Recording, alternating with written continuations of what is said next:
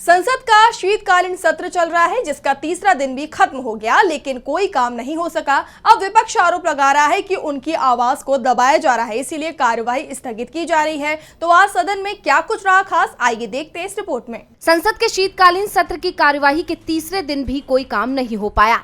विपक्ष के किसी भी सवाल का सरकार ने जवाब नहीं दिया।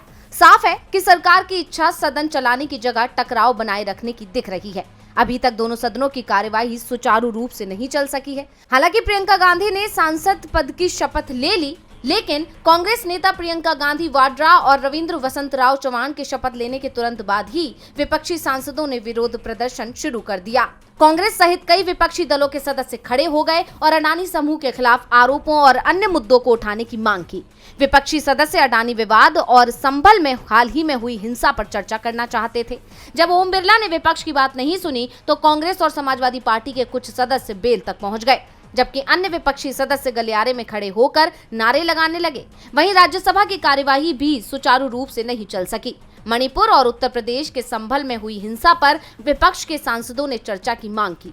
अनुमति न मिलने पर सदन में विपक्ष ने अपना विरोध जताया। विपक्ष के सांसद सदन की अन्य सभी कार्यवाहियों को स्थगित करने के इन मुद्दों पर नियम 267 के तहत चर्चा चाहते थे। सभापति ने इस मांग को एक बार फिर अस्वीकार कर दिया। इसके बाद दोनों सदनों की कार्यवाही को स्थगित कर दिया गया। वहीं इसी तरह सत्र के पहले दिन भी लोकसभा और राज्यसभा की कार्यवाही सुचारू रूप से नहीं चल सकी थी। शीतकालीन सत्र के दौरान दोनों सदनों की कुल 19 बैठकें आयोजित होनी है, लेकिन 2 दिन बिल्कुल भी काम नहीं हो सका, जिसको लेकर विपक्ष का आरोप है कि संसद में उनकी बात नहीं सुनी जा रही है और सवालों के जवाब ना देने पड़े, इसलिए कार्यवाही स्थगित कर दी जा रही है। लेकिन विपक्ष का कहना है कि जब तक उनकी बात नहीं सुनी जाएगी तब तक वो विरोध जताते रहेंगे। डीवी लाइव की रिपोर्ट।